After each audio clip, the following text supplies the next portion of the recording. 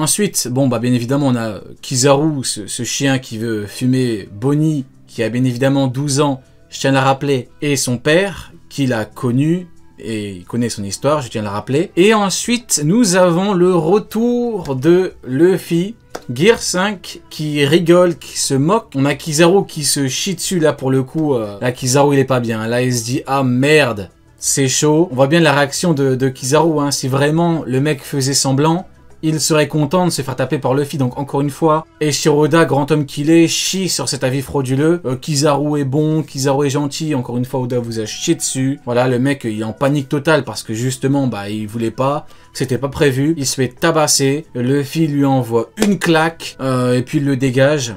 Et à Kizaru qui est par terre avec... Il est de retour dans sa condition de clown. Il a fini là où il devait finir, c'est-à-dire par terre, le cul... Bon, à défaut d'avoir le cul à l'air comme Akainu contre Barbe Blanche, bah, il a le cul au sol et il se tient la tête. Là, le mec, en fait, c'est une démonstration d'impuissance, hein, de la part de Kizaru. Le mec peut pas faire grand-chose. T'as Luffy à côté qui rigole, il en a rien à foutre.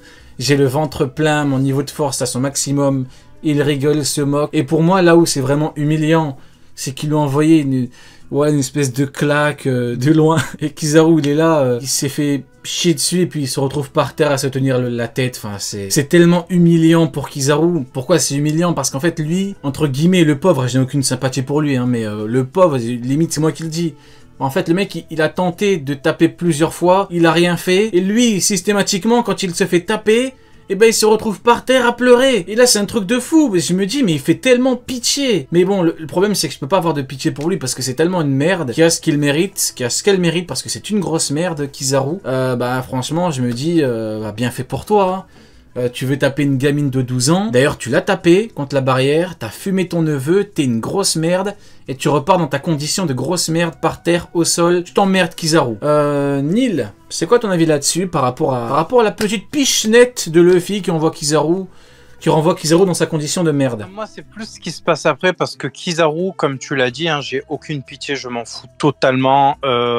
Je suis assez content du fait que Luffy, encore une fois, souligne qu'on a raison. Il arrive, il le remet à KO en mode voilà frérot, tu as essayé de revenir dans l'arc, on t'a dit stop, tu vois, en plus je te l'ai dit en une droite, je te le redis en une droite. Non, moi c'est plus après, j'avais dit sur l'un des derniers lives que j'ai fait que il y a comment ça s'appelle, il y a toute une symbolique autour de la foi qu'ont les boucaniers envers Nika et que du coup je pensais que le pouvoir de Bonnie allait se réactiver une fois qu'elle allait voir à l'action et qu'elle allait retrouver la foi qu'elle a perdue contre Saturne. Et en fait c'est exactement ce qui se passe là, elle fait le lien entre Luffy et Nika et là elle comprend que le héros qu'elle cherche depuis toujours c'est Luffy et cette scène là elle est magnifique et elle souligne en fait ce qu'on je disais souvent, on a subi le flashback mais il y avait infos intéressantes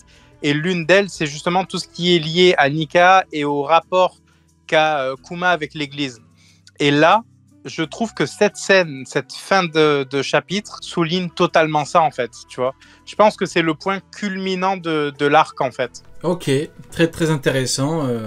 Je partage totalement ce que tu viens de dire. C'est vrai que comme tu dis, c'est le point culminant de l'arc. On arrive à la fin. Et toi du coup Sonny, ton avis là-dessus par rapport à la petite pichenette, voilà, de Luffy, qui met une petite pichenette, qui renvoie Kizaru à sa condition de merde, quoi. Ah, je me dis, il a l'habitude, hein. C'est un peu comme Marco. Marco, il donne un coup de diable, puis c'est parti direct, il s'est éclaté. Tu le touches, il s'éclate, je sais pas. Après, c'est vrai que quand des fois tu changes des ampoules, faut faire attention, un peu te péter à la main. Peut-être il est fragile, notre ami Kizaru. Il a donné une pichenette éclate. Imagine juste si vraiment il décidait de l'abattre. Genre, Haki des rois, tout. Imagine, il met la même patate qu'il met à Kaido. Je parle même pas de l'attaque ultime, hein. Je te parle de Kaido quand il est en forme normale et qu'il lui met des grosses patates blindées d'Haki des rois. Imagine ce qui lui arrive, vraiment. En sachant que juste un seul coup d'Haki des rois, il a vu des étoiles. Donc non, la pichenette là, ça a bien montré que Luffy, il sait qu'il est pas dangereux. Il sait que Kizaru n'est pas un danger. On le sait tous. On le sait tous parce que là, actuellement, Kizaru est sur l'île. Il y a aussi un membre de Gorosei qui est sur l'île. Et là, je te jure, dans ce chapitre-là, je ne ressens aucune pression. Aucun stress, rien du tout. À cause Kizaru, de qui là, à cause de Kizaru. Oui. Il fait pas son taf. Au moins, je sais pas, montre que t'es dangereux. Au moins, tu sais quoi, s'il te plaît, vas-y, utilise ton vice, essaye de te TP pour tuer des Mugiwara qui sont plus faibles. Essaye de faire quelque chose, tu vois.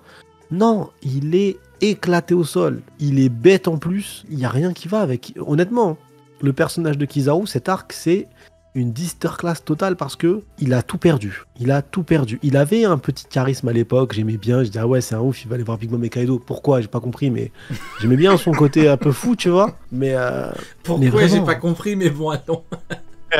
Ouais, tu vois, au moins, il était là à se dire, vas-y, j'y vais, tu vois. Je me dis, il va essayer de ruser, il va essayer de faire un truc. Non, franchement, je t'assure. Tu sais, franchement, tu viens de me faire penser à quelque chose. Mais en le disant comme ça, en gros, tu prouves que Kizaru est un perso que tu apprécies quand tu ne réfléchis pas. Je m'explique. En gros, t'as dit que ouais, tu l'as vu comme ça, en gros, ouais, je pars voir Kaido Big Mom, je sais pas pourquoi, mais allons. Tu vois, allez, ce mec, c'est un ouf. Tu vois, pourquoi? Parce que là, t'as pas poussé, à ce moment-là, tu ne poussais pas l'analyse sur qui est Kizaru, ce qu'il fait, comment il est. Donc je pense qu'en fait, tu viens de donner la réponse à ma question. Kizaru est aimé, il est apprécié par ceux qui ne réfléchissent pas ou qui n'ont pas envie de, comment dirais-je, de réfléchir par rapport au personnage de One Piece, ceux qui ne veulent pas pousser la réflexion. Pour le coup, je dis pas ça pour être méchant, hein, mais tu viens de le démontrer. Il dit ouais, je vois Kaido Big Mom, tu dis bon, quand tu réfléchis pas, tu dis ah ouais, c'est bien, il part là-bas, mais quand tu réfléchis, tu dis mais le mec est complètement con. Enfin, au bout d'un moment, qu'est-ce que tu vas faire concrètement? Bah c'est comme pour l'amiral vert là, c'est pareil. Ce qu'on disait nous pendant la pause d'un mois, on disait bah en fait le mec il est complètement con. Vous voyez, quand tu réfléchis pas, tu dis ouais, le mec est trop fort, il part là-bas. Ça, c'est ceux qui n'ont pas réfléchi. Mais quand tu réfléchis, bah tu dis en fait, le mec est complètement con. Et voilà ce qui s'est passé. Il s'est fait exterminer parce qu'il était con. Frérot, il finit gogo danseur dans la cale du navire de Big Mom, frérot. C'est tout. Le monde va dire Kizaru a disparu. Non, il n'a pas disparu. Il est en string léopard en train de danser dans la cale de Big Mom, frérot. C'est tout. Oui. Mais... rien d'autre. et c'est tout. Et là, tu vois déjà face à Luffy, ce qu'il prend là comme ça, Kaido, il est pas aussi gentil que Luffy. Non, ça aurait été un massacre. Je pense que tu vois, Kainu, en fait, il savait qu'il racontait de la merde. Et il a dit ouais, c'est bon, on verra les samouraïs. Ouais, ok. Tu sais, quand t'as un mythomane en face de toi et que t'as la flemme de lui dire que c'est un mytho et tout, tu vois. Tu lui dis des ouais, d'accord, c'est ça, ouais, on verra plus tard. Ouais. Bah, je pense qu'il a fait pareil à Kainu, en fait. Il a dit oui, on verra. Là, il y a les samouraïs pour l'instant, reste ici. Oui, c'est bien. Il a pas cherché la discussion, tu sais. Il a dit ouais. Akainu a dit ouais, ce Golemon, j'ai même pas envie de parler avec lui. Je lui dis ouais, les samouraïs, t'inquiète. Je te jure. Mais franchement, je trouve que mine de rien, ce que tu as dit par rapport à Kizaru, ça illustre parfaitement les choses. Hein. Voilà, les amiraux sont des persos appréciés, ceux qui ne poussent pas la réflexion. Voilà, pour ceux qui ne réfléchissent pas beaucoup. Je dis pas forcément dans la vie de tous les jours. Non, par rapport à One Piece, je dis. Quoique, je ne sais pas, je ne les connais pas personnellement ces gens-là, mais je pense que voilà, c'est exactement ça. Quand tu réfléchis Kizaru, que tu regardes bien qui il est, comment il est, quelles sont ses limites, bon, bah tu comprends que ce mec-là, il ne pouvait pas faire grand-chose. Bon, bah alors que quand t'es limité au niveau de ta réflexion, bah tu dis, ah, il a dit qu'il peut, donc il peut, ce qui est complètement con, quoi. On a mis l'exemple de personnages qui disent qu'ils peuvent alors que non, ils ne peuvent pas. C'est de fait, ils ne pouvaient pas. Donc concrètement, voilà. Bah écoute, merci à toi Sony d'avoir donné ton avis là-dessus. C'est toujours très intéressant. Et toi du coup, Neil, je veux ton avis là-dessus. C'est quoi, qu'est-ce que tu penses de ma démonstration par rapport à Kizaru, par rapport au fait que bah, c'est un perso apprécié par ceux qui ne réfléchissent pas beaucoup. Bah, en fait, je vais redire la même chose, mais je trouve que pour nous, ça a été plus facile de comprendre l'œuvre parce qu'on la suit depuis longtemps. Donc, on a eu le temps, semaine par semaine, d'assimiler et d'avoir le temps d'assimiler les choses. Le problème, c'est qu'il y en a qui suivent depuis longtemps et qui ont du mal. Donc, je pense pas que ce soit vraiment ça. Tu vois, en toute honnêteté, je pense qu'il y en a qui suivent depuis longtemps et qui ont démontré que c'était compliqué. Quand tu te trompes systématiquement, tu vois, ça va au-delà de ça. Après, il y a des cas à part, il y a des cas très particuliers. Bah moi, je parle de ces cas-là. Il y a des gens, ils mangent leurs cheveux, tu vois ce que je veux dire? Non, vraiment, il y a des gens... Faut pas parler à Shiogura, il y a des gens... Non, mais chez les gens normaux, il y a ceux qui suivent depuis longtemps et qui ont eu le temps d'analyser. Il y a ceux qui, juste comme tu dis, veulent pas réfléchir. Hein, parce que, voilà, les gens, frérot... On commence à être mauvais, frérot. On va changer de discussion. Les gens qui suivent encore leur pouce à 40 ans, frère. On commence à être mauvais, frérot. On va s'arrêter là. Oh, il se balade encore avec des tétines. Bon, Non, parle pas d'eux. allez, bon, du coup, on avance un petit peu. Voilà, là, on va parler de quelque chose de beaucoup plus joyeux. Voilà, là, on a Luffy en forme Gear 5, du coup, qui rigole. L'image est terrible. Hein. T'as Kizaru, c'est un contraste.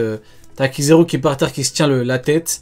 Et t'as Luffy qui rigole, tu sais, en forme, non pas la forme, la célèbre, une espèce Posture. de posture, voilà, la célèbre posture de Nika. Désolé, je suis encore sur le... J'ai arrêté ni le bon moment.